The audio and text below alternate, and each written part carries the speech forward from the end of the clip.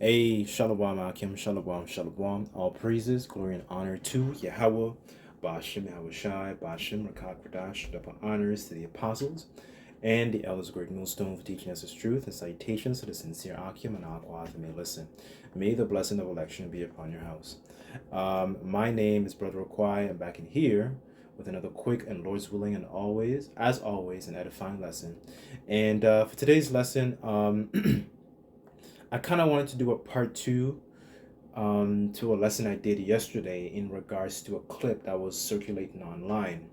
So, just for reference, the clip, I'm not going to play it because the clip's kind of long, but essentially, it was an outcry from, you so-called blacks, Hispanic, mostly the so-called black community, let's leave it at that, because they're realizing that there were a lot of so-called black boys that were going missing. Um, who knows what happens to them? A lot of people speculated and said, okay, they've been sold into, H trafficking. I don't know if I'm allowed to say that, but organ harvesting, and that was another possibility, and this doesn't also exclude the northern tribes, because around this also happens to the northern tribes also, because I know specifically here in Canada, a lot of these so-called Native American women, that happens to them also, right? So when it comes to the welfare, of our children, they're not seen as valuable in this society. But for the sake of this lesson, I kind of strictly wanted to focus more on the Israelite man that is not, and they're not seen as valuable in this society, right?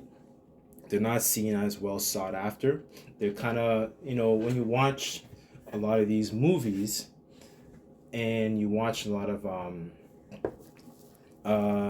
rap videos, when you watch entertainment, the Israelite man is mostly seen as somebody who's simply just an entertainer, right? He's not seen as somebody who is actually taken seriously, right? Is not seen as somebody who is well sought after and actually well respected, right? So um, they're not seen essentially as valuable. And it's so devious within, because I was thinking about this yesterday, because we're so infiltrated as a nation to the point where Esau, you so-called, white people, the Edomites, what they have done so craftily and so cleverly done, through, unrighteous decrees, right, through, very devious legislation, is that he's essentially infiltrated our women's minds and, convinced them and have essentially programmed their minds to not see their own kin, especially their own men of their own nation, as valuable. It's so, like, I was thinking about it yesterday. I was like, yo, I have to do a lesson on this because it's so crafty, right? To the point where even the women of your own nation don't want you, right? But that's also pursuant to the curses, which I was a bit touching upon yesterday. But I kind of wanted to stem and go through another angle also, because when you watch when you hear about a lot of these missing so-called black boys, within our nation going missing, it's they're not seen as, a lot of resources aren't put into, looking for them. So what I wanted to do, today, I kind of wanted to stress a little bit more of the emphasis of, Esau's craftiness, as well as what makes us even, valuable as, Israelite men, right? Because in this society, we're not seen as valuable, right? If it was, for example, a so-called white boy that was missing, you would see a lot of resources and put for and attention put forth in place to actually try and find that boy, right? But when it comes to the welfare, excuse me, of our children, of our people, these nations don't care, right? And it's so devious too to a lot of the women of our nation don't even care, right? Because they've let me start off with Esau first, and then I will get into the mindset of what he has done to essentially bamboozle a lot of our women's minds. So let me start off with Psalms.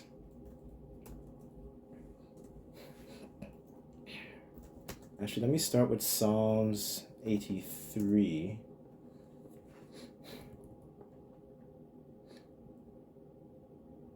Because I spoke about the crafty counsel. This is Psalms 83. I'll start at verse 1. Keep not thou silence, O Yahweh, and hold not thy peace, and be not still, O Yahweh. For lo, thine enemies make a tumult, and they hate thee, and lifted up the head. For they have taken crafty counsel against thy people, and the Lord's people are the Israelites, right? Where was I? And consulted against thy hidden ones. They have said, come and let us cut them off from being a nation, that the name of Israel be no more in remembrance, right? So this is one of the things that Esau has done, to kind of essentially cut off the name of our people, right? So they don't actually have a remembrance of who they are, right? So I'll read verse 5, and it says, for they have consulted together in one consent, they are confederate against thee, and the tabernacles of Edom, and the Ishmaelites of Moab, and the Hagarenes, right? So this is what I kind of wanted to hit, because this chapter really goes into the different enemies of you so-called blacks, Hispanics, and Native Americans, right? You think that because you're surrounded by your own oppressor, you think you're not being oppressed, right? But one of the crafty things that Esau has done was through that as a matter of fact, let me go to Sirach. Actually, one second, let me go back. Since I'm already here. So Psalms 55 verse 21, and it says, this is how Esau works. The words of his mouth were smoother than butter, but war was in his heart.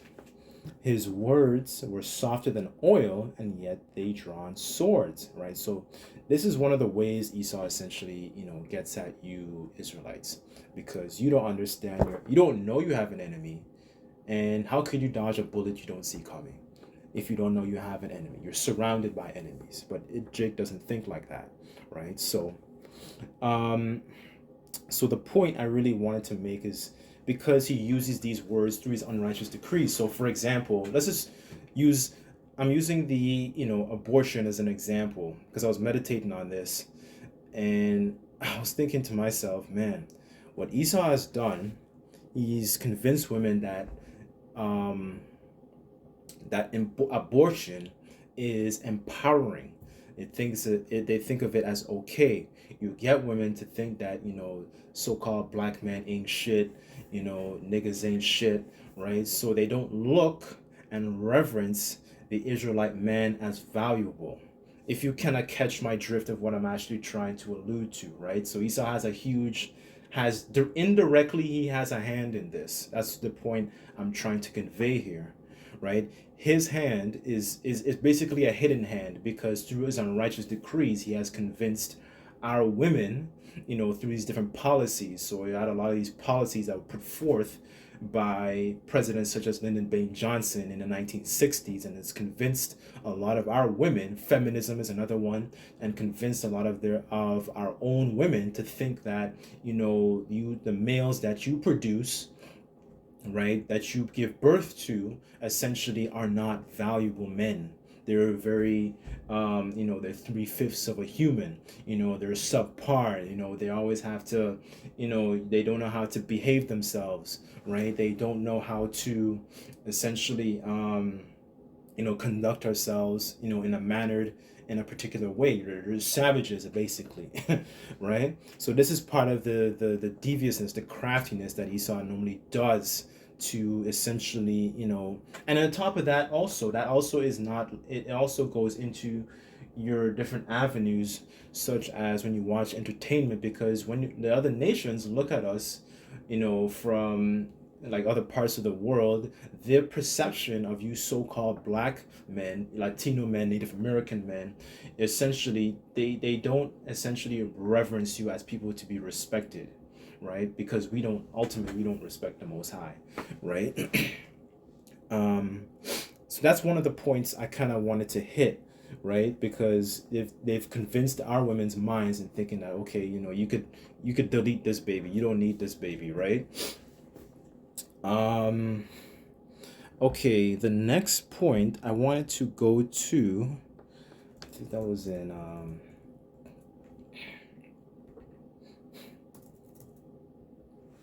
let me go to Exodus. Just bear with me on this.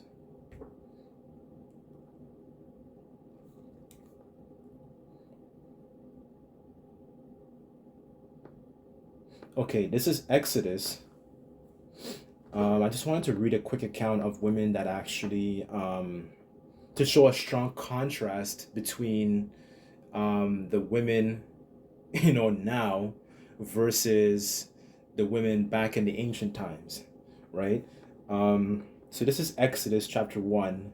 I'll start at verse 15, and it says, "And the king of Egypt spake to the Hebrew midwives, of which the name of the one was Shiphrah, and the name of the other was Puah.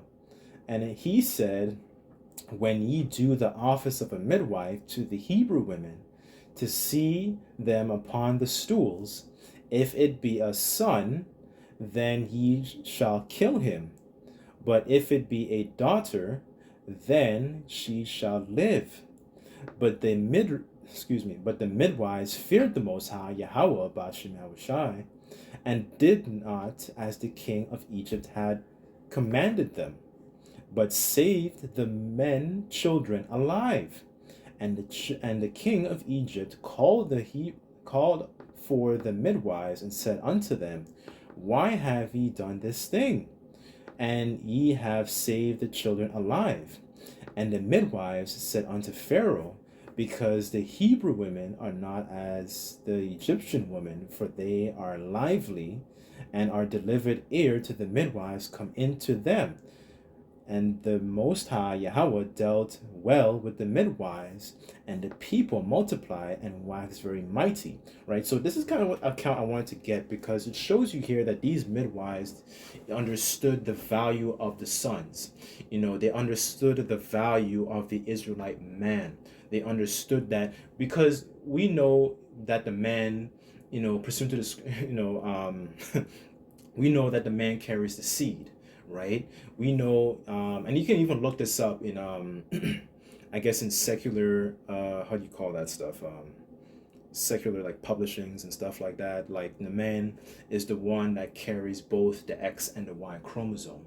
The man, as opposed to the women, they only carry the X, right? So when it comes to carrying forth legacy, carrying forth the bloodline, carrying forth jewels, continuing on the nation, that is all determined by the Israelite man, right? This is showing you that these women here, they were very well looked after by the Most High, because they actually protected and maintained and kept the sons. They didn't follow the unrighteous decree that the king of Egypt was pushing forth. They understood the importance of the value of the sons.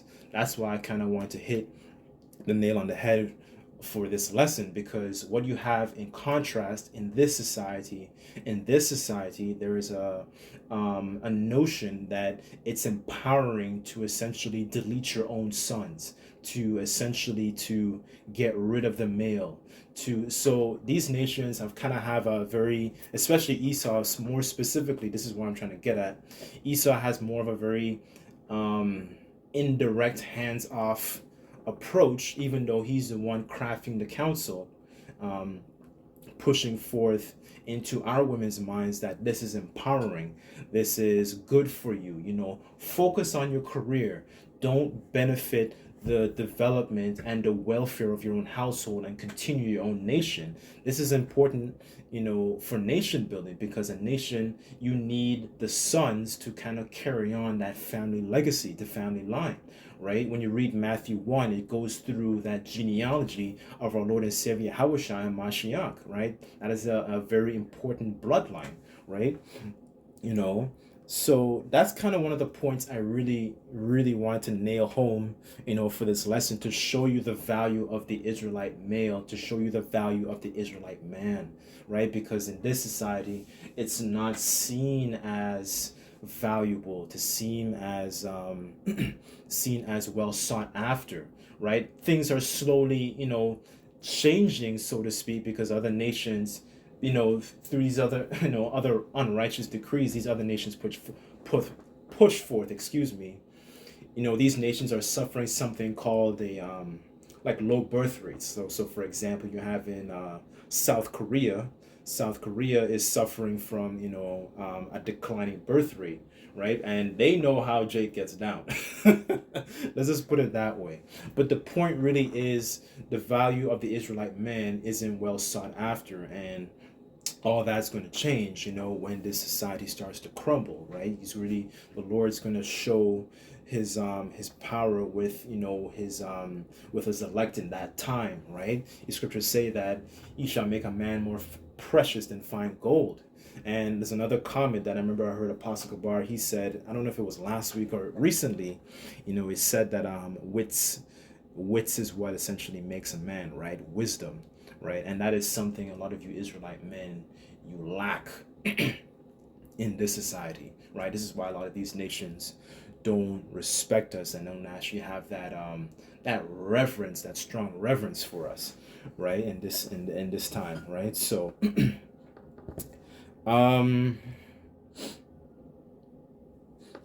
me go to, actually, what are Ecclesiastes, since I mentioned wits.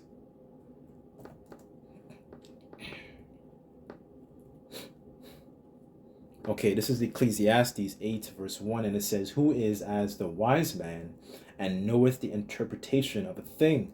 The man's wisdom maketh his face to shine, and the boldness of his face shall be changed, right? So, that is what makes us decked out, so to speak, spiritually shine, right? When you think about a woman's face, a woman applies, she applies makeup to essentially adorn her face. What adorns our faces, or our countenance, so to speak, is the wisdom, knowledge, and understanding, right? Because we don't move like these other people, in the world move. We don't conduct ourselves in the way that these other people in the world conduct themselves, right?